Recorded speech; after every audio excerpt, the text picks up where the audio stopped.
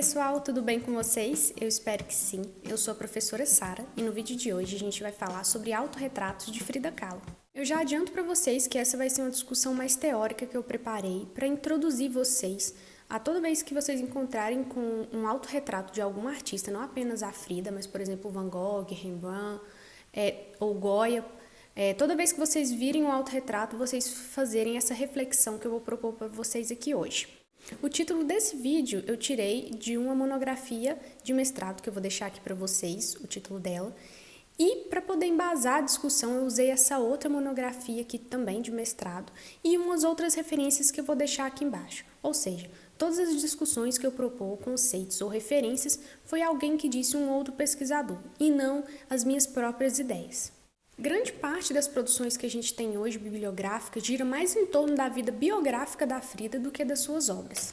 E por boa parte da sua produção ser o autorretrato, muito se utilizou das biografias para poder tentar entendê-los, né? A partir daquela concepção de que o autorretrato seria apenas uma espécie de espelho que refletia a vida da Frida. É muito comum a gente buscar na internet interpretações dos quadros dela e a gente sempre vê interpretações que nos dizem apenas um reflexo da sua vida pessoal. Então, por exemplo, nesse momento ela pintou esse quadro porque ela estava muito triste com a traição de seu marido, então esse quadro representa a tristeza da sua vida pessoal.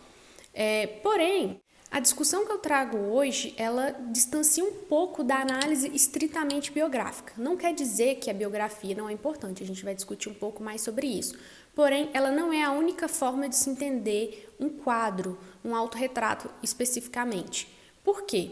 Porque hoje a gente entende que ao tomar o retrato como uma transposição direta da imagem do artista para a tela, sendo essa utilizada como se fosse um espelho, é negar a natureza do autorretrato, né, que tem o seu significado ligado a um processo de exploração e construção da imagem do artista. E de uma maneira geral, a gente pode pensar que os artistas, eles buscam elementos, né, que os cercam para compor a sua obra, né? Elementos do seu cotidiano, da sua vida privada, coisas que estão acontecendo ao seu redor, como, por exemplo, problemas políticos, guerras, conflitos, tudo que está ao redor do artista, que faz parte do seu mundo, da sua bolha, ele pode trazer aí para as suas obras. A gente pode pensar em outros artistas, como eu já tinha citado no início, como Rembrandt, como Goya, como Van Gogh e a própria Frida.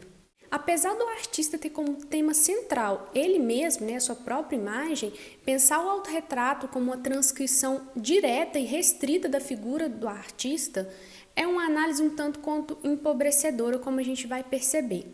Nesse tipo de obra, o autorretrato, o artista ele não se limita a simplesmente transcrever, né, de maneira objetiva a imagem de si, como se a tela fosse uma espécie de espelho, em que ele somente reproduz o que existe ali no mundo real. E é inegável a criação de um personagem nas obras de Frida Kahlo.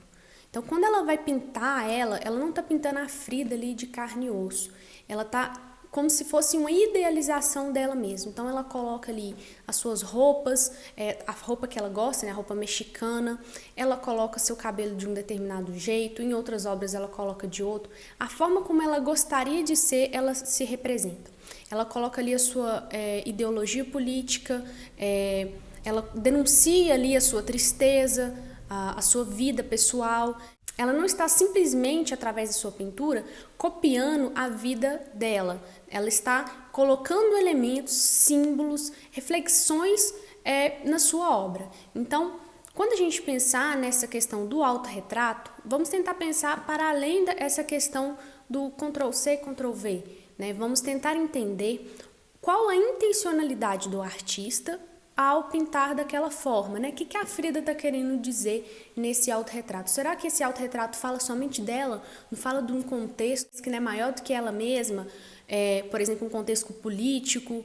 A gente sabe que ela diz que as obras dela falam muito da questão da mexicanidade, que falam muito do México, dos seus ideais, o ideal que estava muito arraigado ali no México, principalmente por causa do comunismo. Então, o que mais a gente pode entender disso, além dessa questão simplista, né, de ser simplesmente um reflexo da sua vida privada?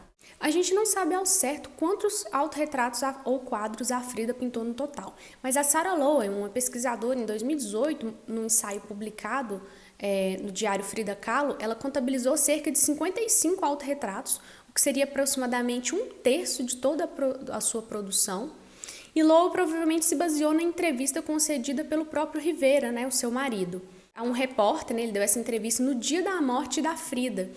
E o Rivera afirmou que ela teria pintado cerca de 200 quadros. Porém, a gente tem aí os catálogos de exposições e alguns pesquisadores encontraram cerca de 145 obras de autoria da Frida, sendo dessas 122 pinturas a óleo e 72 autorretratos explícitos.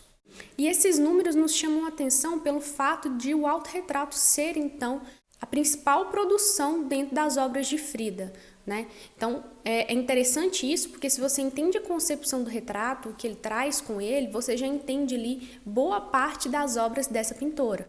E essa questão de retratar a sua vida e o seu mundo, a Frida chegou a comentar, ela diz o seguinte: queria fazer uma série de quadros baseados em cada ano da minha vida.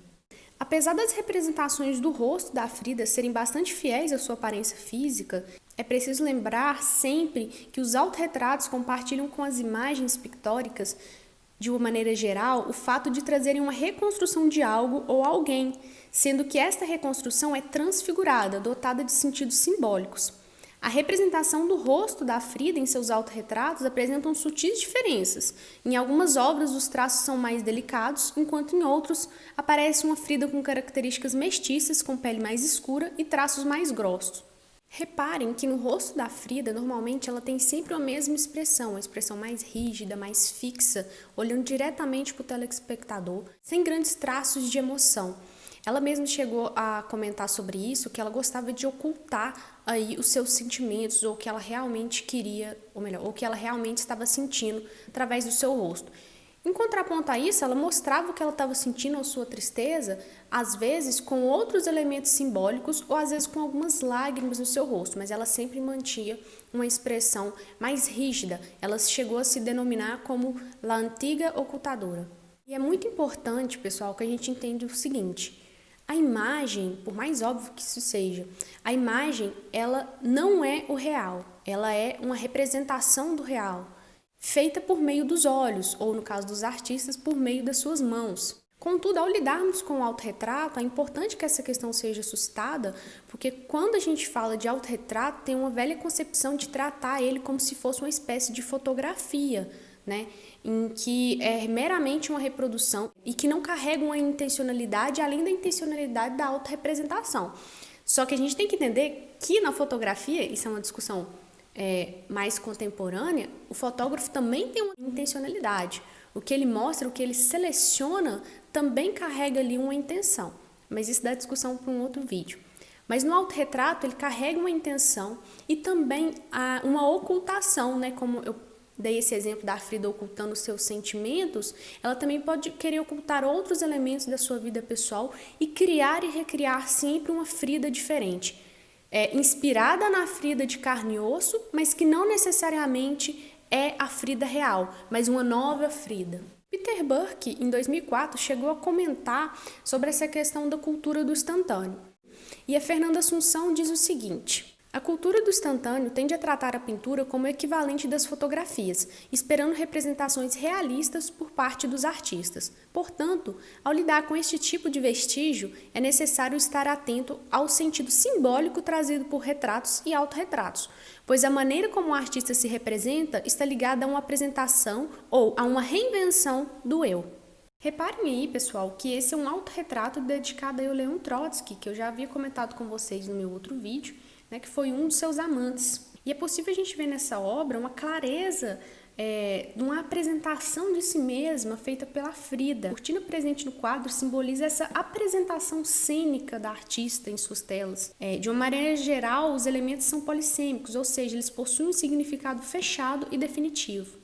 E além desse quadro, existem outros autorretratos em que há a presença das cortinas postas em posição semelhante a esta que aparece nessa obra. Entendemos que, além de marcarem essa encenação, contribuindo para a apresentação do eu em seus autorretratos, essas cortinas também fazem referência aos retratos populares no México no século XIX. Logo, podemos entender que a presença deste elemento, as cortinas nas obras de Kahlo, tem a ver com a aproximação de suas obras com a cultura popular mexicana, pensando aí na rede de sociabilidade. Podemos notar que, a partir do momento em que começa a frequentar aí os grupos compostos por artistas intelectuais mexicanos, nos anos 20, ocorre uma mudança nas suas obras, ou seja, ela está absorvendo aí o que está acontecendo com ela e colocando aí isso nas suas obras.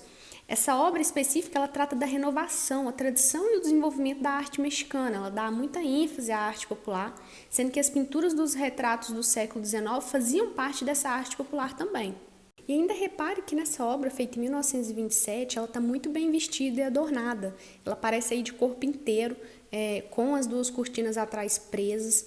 E na mão esquerda dela a gente vê um papel que traz os seguintes dizeres: para Leon Trotsky, com todo carinho dedico essa pintura, e a data aí que ela colocou. Sabe-se, como eu disse, que eles tiveram um caso quando ele se refugiou no México em 1937, na Casa Azul. Por esse motivo, o quadro é costumeiramente visto como uma alusão direta a esse relacionamento. Porém, essa análise eu não pretendo entrar aqui no perigoso e contraditório campo da intenção dos artistas, Por que ela quis compor essa obra, o que motivou ela. No entanto, de acordo com os elementos que o quadro nos traz, as bochechas rosadas, os lábios grossos pintados de carmim, as unhas pintadas de vermelho, os cabelos presos com uma fita também vermelha enfeitado com cravo, as joias, o traje, podemos perceber aí uma Frida bastante sedutora e muito distinta comparada às outras Fridas, seus outros autorretratos que denunciam ou mostram coisas totalmente diferentes, Então essa pintura é sempre interpretada como uma imagem perfeita da beleza feminina mexicana ou uma espécie de carta aí endereçada ao Trotsky. E nesse rosto a gente pode ver aí o que eu falei, a antiga ocultadora. Nessa autorrepresentação a gente não entende quais são os seus sentimentos. Para decifrar o que ela sente, a gente tem que entender o simbolismo por trás do quadro associado à sua biografia pessoal. Nesse aspecto, então, pessoal, do que a gente discutiu, a gente pode entender que os autorretratos eles se assemelham a autobiografias e fazem parte das chamadas produções de si. Essas produções elas podem ser entendidas como um diversificado conjunto de ações, desde aqueles ligados mais diretamente à escrita de si, como diários ou autobiografias, até aquelas ligadas à constituição de memória de si. Em relação às inspirações da Frida para poder conceber os seus quadros, em especial os autorretratos, a gente pode pensar que quem ajudou ela a essa introdução ao mundo artístico foi o seu pai, o Guilherme Kahlo, e os pintores que mais a influenciaram, ela chegou até a citá-los nominalmente, foi o Hieronymus Bosch, que eu já fiz um vídeo para vocês aqui sobre ele, e também o Peter Bruegel. E essa admiração ela chegou a declarar várias vezes em seus diários. Hieronymus Bosch morreu no ano de 1516. Me inquieta muitíssimo que não se saiba quase nada deste homem de gênio fantástico. Quase um século depois nasceu e viveu Bruegel, o velho mais amado. Retratar-se em primeiro plano em seus autorretratos é algo que marca toda a produção da Frida. Esse elemento não deixa dúvida sobre quem protagoniza esses seus quadros, ela mesma, ou seja, em seus autorretratos a Frida não aparece alheia ou envolta em alguma cena ou atividade. Ao contrário, os demais elementos do quadro aparecem para complementar a aparição de Frida. Em muitos casos, a ideia de sua presença é sugerida em elementos do quadro que não são a representação literal do seu rosto, como, por exemplo, quando aparecem somente as suas roupas, já que ela utilizou o vestido, as roupas mexicanas, como um elemento constituinte da sua personalidade, algo que a representasse. Então, muitas vezes, as suas autorrepresentações não necessariamente aparecem em seu rosto ou seu corpo. Às vezes, um objeto, algo que representa aí a sua marca. Vocês lembram que eu comentei no meu outro vídeo sobre a biografia da Frida que a gente tem que ter muito cuidado com os seus diários, porque os seus diários foram uma reinvenção dela mesma. E também é aliado o seu diário com outras pesquisas, com outras evidências. Muitos historiadores e pesquisadores verificaram que não correspondiam com a verdade muitas das suas afirmações. Já expliquei a intencionalidade disso, ela não tinha intenção de publicar esses diários, era uma coisa dela mesma. Não cabe aqui dizer se é certo ou errado. Por que eu estou dizendo isso? Que da mesma forma que ela se reinventava e se recriava em seus diários, nos seus autorretratos ela fazia a mesma coisa. A gente pode até pensar na outra coisa que eu comentei no vídeo, que sobre o seu processo criativo, né, a vontade de querer ser artista ter sido dada a partir do seu acidente, ou seja, algo muito chocante que de repente fez ela querer ser um artista, como algo que ela mesma afirmou, né, que ela mesma criou sobre si mesma. Porém, isso não foi a única coisa que a impulsionou, se a gente levar em conta que desde nova ela sempre teve contato com esse mundo da fotografia por parte de seu pai, assim como outros elementos artísticos e coisas ao seu entorno da sua vida social que teriam impulsionado, nem que seja inconscientemente, para a gente afirmar que somente foi esse evento, como ela mesma afirmava, né, que impulsionou ela a essa vida artística. A gente tem que ter muito cuidado para estudar essas personalidades, para não cair no mito, não só no mito criado pelo próprio artista, como no mito criado aí pela sociedade, pela grande mídia. Pensando no conceito de representação para Chartier, podemos afirmar que a representação, ao mesmo tempo em que traz a exibição de uma presença, marca a ausência de algo ou alguém, através da substituição. Desta forma, na medida em que entendemos o autorretrato como a representação de alguém, verificamos que este torna presente alguém que está ausente por meio do seu autorretrato, que é posto em substituição ao ser retratado. No caso de Kahlo, pessoal, são inúmeras as obras em que podemos refletir a respeito da questão da identidade, como nas chamadas pinturas de si. Essas pinturas visam a formação de uma identidade. O sujeito ele se constitui enquanto escreve sobre si. Da mesma forma que ao pintar sobre si mesmo, o sujeito está, para além de apenas se representar, tal como a imagem do espelho, ele se constitui. Reparem nessa obra, Recuerdo o el Corazón, de 1937, ela faz parte de uma série de quadros que traz imagens explícitas da parte do corpo humano. Este quadro, não raramente, trazem representações de sangue, coração e elementos que remetem às veias humanas. Neste autorretrato, encontramos uma Frida de cabelos curtos que está em pé ao centro do quadro. O peito esquerdo dessa figura está trespassado por um objeto que lembra uma agulha de madeira, onde se encontram duas figuras que parecem ser de dois pequenos cupidos. No lugar em que deveria estar o coração há um buraco. Do lado esquerdo da lâmina, um coração ensanguentado em grandes proporções. A paisagem na qual se encontra a figura da Frida está entre dois lugares. De um lado, há uma praia de areia escura e o céu nublado, e ao fundo, se vocês repararem, tem um solo gretado que parece outras obras da artista. Do outro lado, se vocês observarem, tem um mar acinzentado que desemboca na praia. E o enorme coração ensanguentado sobre a areia, a gente pode inferir sobre o coração que falta no peito da figura central. E o sangue que esguicha do coração segue dois cursos distintos. Escorre para o mar em direção ao solo fragmentado ao fundo da praia, e na fenda aberta no peito de Frida passa uma linha vermelha. Seria uma veia? A gente não sabe, né? E essa veia, ela une dois trajes femininos, um uniforme escolar infantil e um vestido de terruana.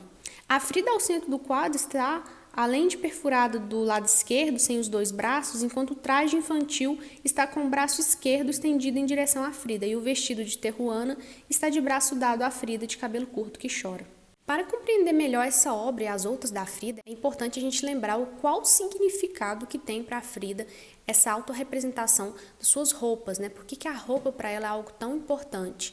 Eu já tinha comentado algumas coisas com vocês no meu outro vídeo. A Frida não é a única artista no século XX a usar a própria aparência para se autorrepresentar, né?